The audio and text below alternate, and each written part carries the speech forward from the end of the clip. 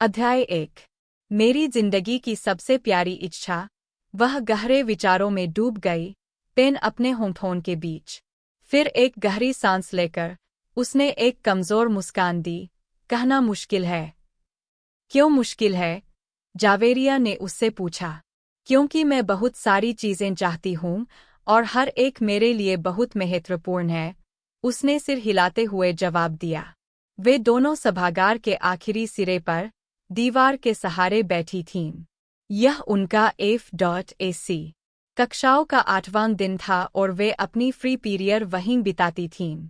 नमकीन मूंगफली एक-एक कर खाते हुए जावेरिया ने अपना सवाल दोहराया। तुम्हारी जिंदगी की सबसे प्यारी इच्छा क्या है, इमामा? इमामा ने कुछ आश्चर्य के साथ उसकी ओर देखा और इस सवाल पर विचार किया। फिर सवाल को टालते हुए एक मांग के साथ कहा, तुम बताओ। तुम पहले बताओ कि तुम सबसे ज्यादा क्या चाहती हो। मैंने पहले पूछा था, तो तुम्हें पहले जवाब देना चाहिए, जावेरिया ने पलटकर कहा। ठीक है, मुझे सोचने दो। इमामा ने हार मान ली। मेरी जिंदगी की सबसे प्यारी इच्छा। वह खुद से बुदबुदाई। अच्छा, एक इच्छा तो यह है कि मैं बहुत लंबा जीवन जीऊँ। बहुत लंबा, उसने कहा। क्यों? जावेरिया हंस पड़ी। 50 या 60 साल मेरे लिए बहुत कम है। इंसान को कम से कम 100 साल तो जीना चाहिए। और फिर मुझे बहुत कुछ करना है। अगर मैं जल्दी मर जाऊं, तो मेरी सारी इच्छाएं अधूरी रह जाएंगी। उसने एक मूंगफली मुंह में डाल ली। और क्या? जावेरिया ने पूछा।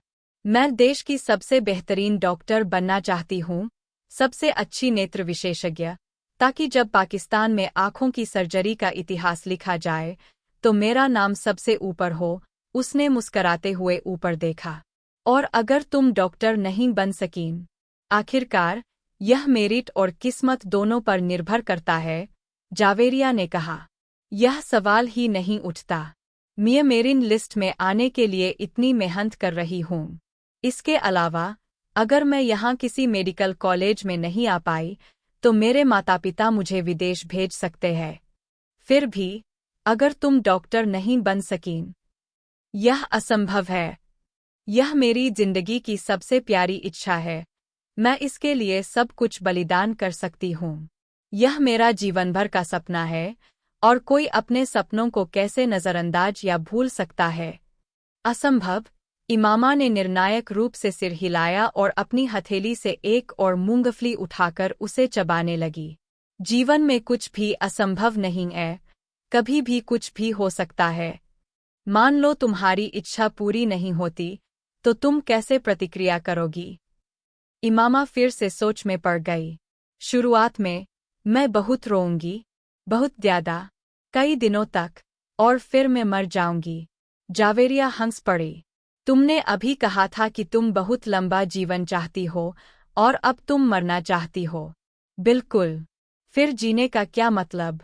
मेरे सभी योजनाएं मेरी मेडिकल करियर पर आधारित है, और अगर यह मेरी जिंदगी का हिस्सा नहीं हो सका, तो क्या बचता है? तो तुम कहना चाहती हो कि तुम्हारे जीवन का यह एक सपना सभी अन्य सपनों को मिटा देगा?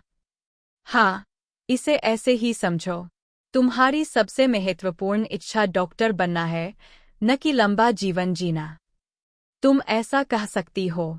ठीक है, तो अगर तुम डॉक्टर नहीं बन सकीं, तो तुम कैसे चुनोगी? मरने का चुनाव करोगी? आत्महत्या या प्राकृतिक मृत्यु? बिल्कुल प्राकृतिक मृत्यु। मैं खुद को नहीं मार सकती, इमामा ने लापरवाही से जवाब दिया। और अगर तुम स्वाभाविक रूप से नहीं मरती हो, तो फिर क्या? मेरा मतलब है, अगर तुम डॉक्टर नहीं बन सकी और फिर भी जल्दी नहीं मरी, तो तुम जिंदा रहोगी। नहीं, मैं जानती हूं कि अगर मैं डॉक्टर नहीं बन सकी, तो मैं बहुत जल्दी मर जाऊंगी। मेरा दिल इतना टूट जाएगा कि मैं जीवित नहीं रह पाऊंगी, उसने निर्णायक रूप से कहा। यह विश्वास करना मुश्किल है कि तुम्हारे जैसे हंसमुख व्यक्ति इतने निराश हो सकते हैं कि रो रो कर मर जाएं। और वो भी सिर्फ इसलिए कि तुम मेडिकल करियर को आगे नहीं बढ़ा सकीं। यह सुनकर तो हंसी आती है, जावेरिया ने मजाक किया। मेरे बारे में बात करना बंद करो। अपने बारे में बताओ। तुम्हारे दिल की सबसे बड़ी इच्छा क्या है? इमामा ने विषय बदल दिया। क्यों छोड़ो? बताओ ना। तुम बुरा मान जाओगी अगर मैंने कह दिया, जावेरिया ने हिचकिचाते हुए कहा। इमामा ने हैरान होकर उसकी ओर देखा। मैं क्यों बुरा मानूंगी? जावेरिया चुप रही। ऐसी क्या बात है जिससे मुझे बुरा लगेगा? इमामा ने अपना सवाल दोहराया। तुम्हें लगेगा? जावेरिया बड़बड़ाई।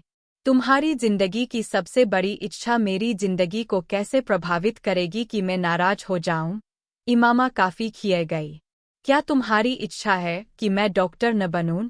इमामा को अचानक याद आया। ओए, नहीं। जावेरिया हंस पड़ी।